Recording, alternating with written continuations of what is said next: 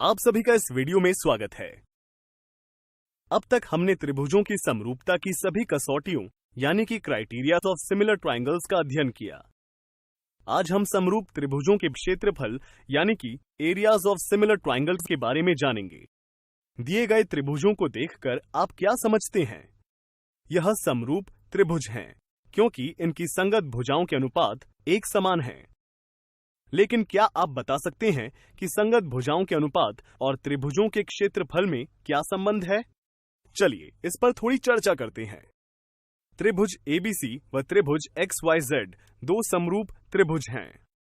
चूंकि हमें भुजाओं के अनुपात और क्षेत्रफल के बीच संबंध निकालना है, इसलिए सबसे पहले हम त्रिभुजों के क्षेत्रफल ज्ञात करेंगे।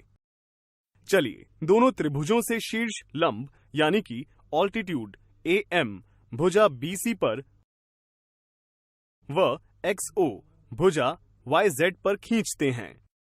क्या आप कोण AMC और XOZ का माप बता सकते हैं? बिल्कुल सही, क्योंकि AM और XO त्रिभुजों के शीर्ष लंब हैं, तो कोण AMC और XOZ 90 डिग्री के होंगे। क्या अब आप इन दोनों त्रिभुजों के क्षेत्रफल ज्ञात कर सकते हैं? बिल्कुल सही, त्रिभुज ABC का क्षेत्रफल 1/2 गुणा BC गुणा AM तथा त्रिभुज XYZ का क्षेत्रफल 1/2 गुणा YZ गुणा XO प्राप्त होता है। चूंकि हमें संगत भुजाओं के अनुपात और त्रिभुजों के क्षेत्रफल के बीच में संबंध ज्ञात करना है, इसलिए त्रिभुज ABC व त्रिभुज XYZ के क्षेत्रफलों के बीच अनुपात ज्ञात करते हैं।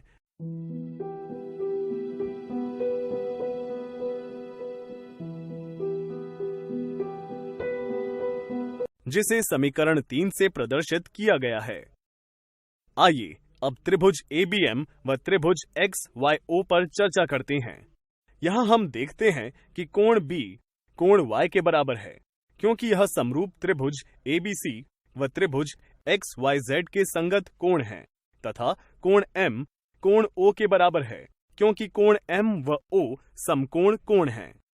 क्या आप त्रिभुज ABM व त्रिभुज XYO की समरूपता का पता लगा सकते हैं?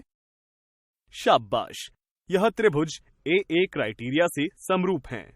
अतः भुजा AM व भुजा XO तथा भुजा AB व भुजा XY की संगत भुजाओं का अनुपात बराबर होगा। हमें दिया गया है कि त्रिभुज ABC व त्रिभुज XYZ समरूप त्रिभुज हैं, इसलिए संगत भुजाओं का अनुपात समान प्राप्त होगा। समीकरण 3 में BC बटा YZ के स्थान पर समीकरण 5 से AB बटा XY तथा AM बटा XO के स्थान पर समीकरण 4 से AB बटा XY रखने पर हमें त्रिभुज ABC व त्रिभुज XYZ के क्षेत्रफलों के बीच का अनुपात AB बटा XY का वर्ग प्राप्त होता है। अतः समीकरण 5 का प्रयोग करने से हमें यह हल प्राप्त होता है। अतः हम उपर्युक्त हल से कह सकते हैं कि दो समरूप त्रिभुजों के क्षेत्रफलों का अनुपात इनकी संगत भुजाओं के अनुपात के वर्ग के बराबर होता है। आज इस वीडियो में हमने समरूप त्रिभुजों के क्षेत्रफल के बारे में जाना। अगली वीडियो में हम इस पर आधारित दिलचस्प उदाहरण देखेंगे।